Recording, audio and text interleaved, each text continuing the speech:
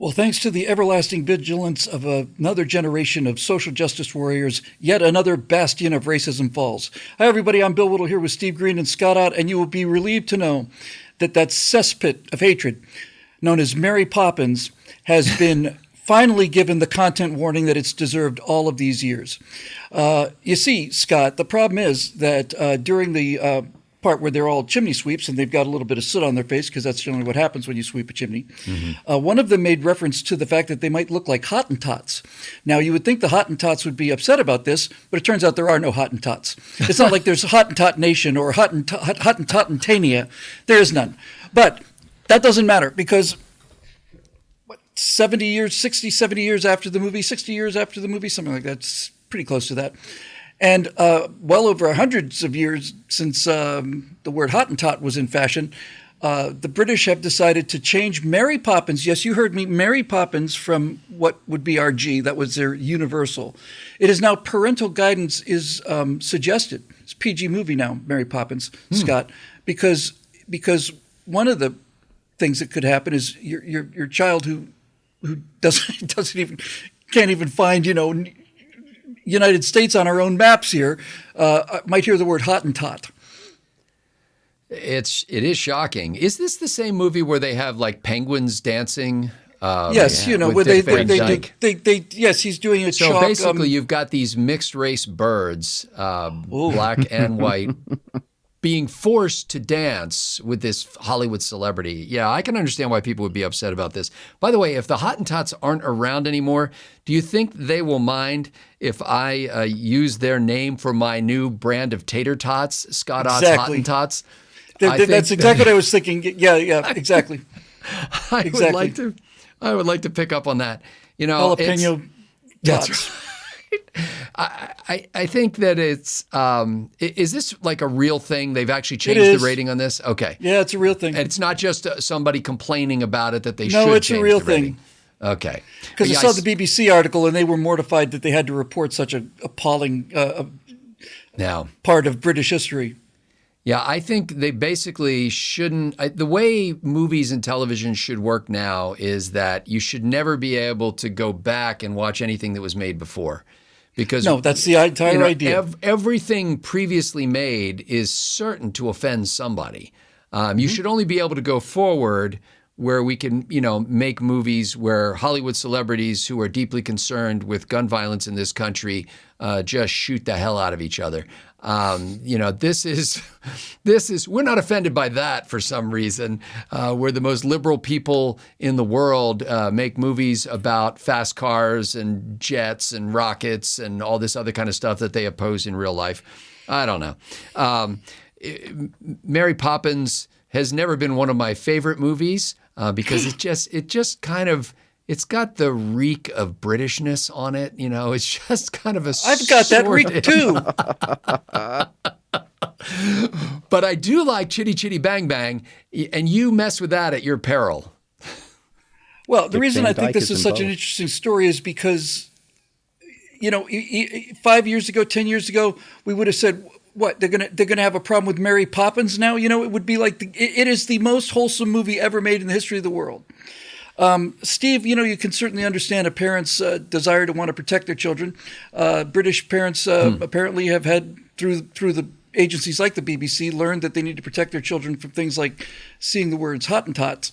But I think that the PG rating to Mary Poppins really should have gone to protect people from Dick Van Dyke's Cockney accent, which you stole my was did I? I was totally going to. Well, you stole mine last week, so now we're even. Okay. Are we allowed to say Mary Cockney on this show? Go ahead. Oh, whoa. Dial it back there, Scott. We don't want to offend people. Mary Poppins is actually the very first movie I ever saw on the big screen, and I kind of have dim memories of it. It would have been 1972 or 73. I would have been 3 or 4 years old. And, of course, it was re-released. I think the movie had come out 7, 8, 9 years before that. That's right. And to me, this was a magical thing, your first movie on the big screen. I fell in love with the movies. I fell in love with Mary Poppins. I was scarred for life when I realized that English people did not actually speak like Dick Van Dyke. Nobody spoke like Dick Van Dyke in that movie. That's right. No one has ever spoken like him since. Yeah. has spoken like Dick Van Dyke in that movie.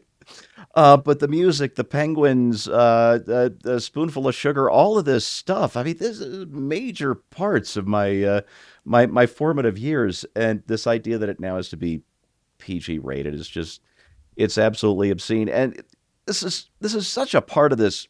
Pardon my language here. This year one bullshit we've been watching unfold for the last few years now, where it's this revolutionary idea. That's right.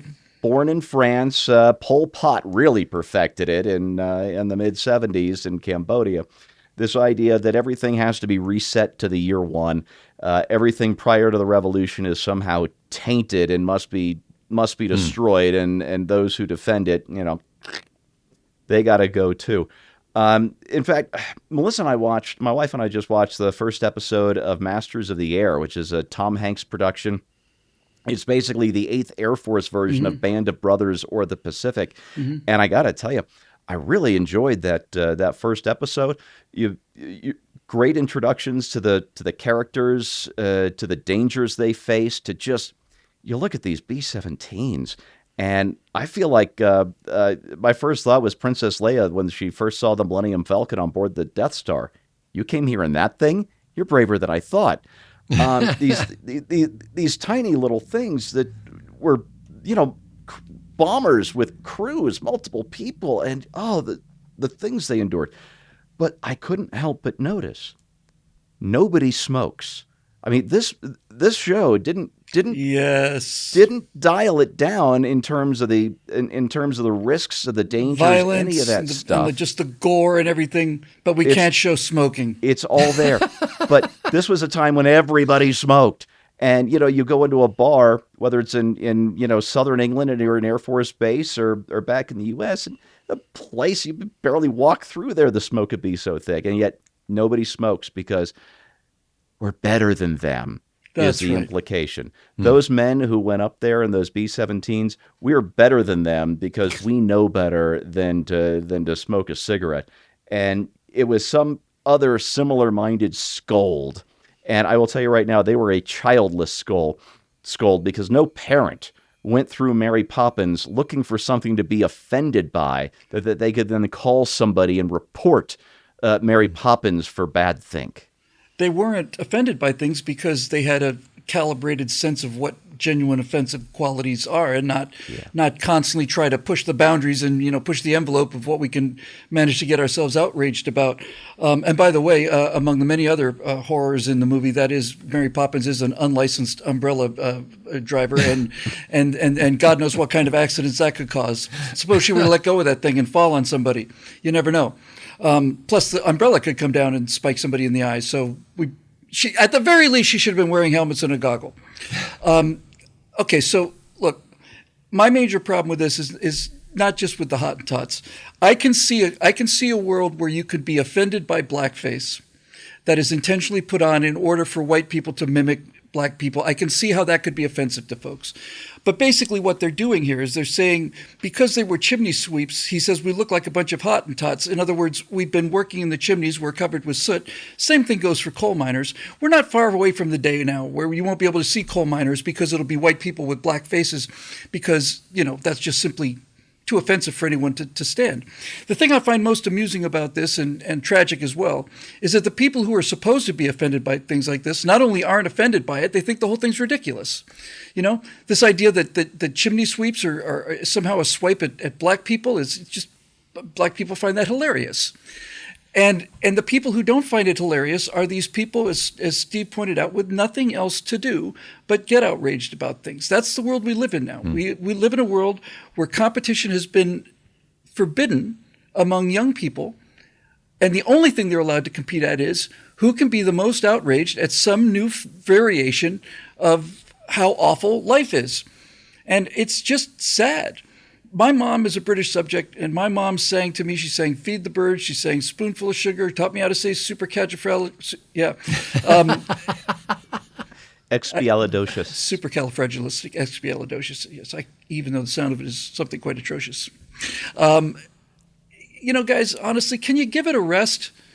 can you just give it a rest? Because you've been beclowning yourselves for a long time now. Actually, now that I think about it, I don't want them to give it a rest. I want them to keep going, and I want them to make it louder and louder and louder. Once people who have what's left of some sanity left realize that these people are trying to shut down Mary Poppins for being offensive, they're going to realize that, that these are not the people I want to be associated with in a political party. And the final thing I'll say about this particular issue is, if the entire purpose was that they didn't want to offend Hottentots, I guarantee you that the word Hottentot has reached a Google high that has never existed prior to this during the entire run that there's been Google. This is the Barbra Streisand effect in action. So congratulations, you idiots. You managed to muck things up on 3 different continents in 3 different ways. And all I have to say about that is, blimey. Well, for Steve Green and Scott Ott, I'm Bill Whittle. We'll see you next time right here on Right Angle. Governor.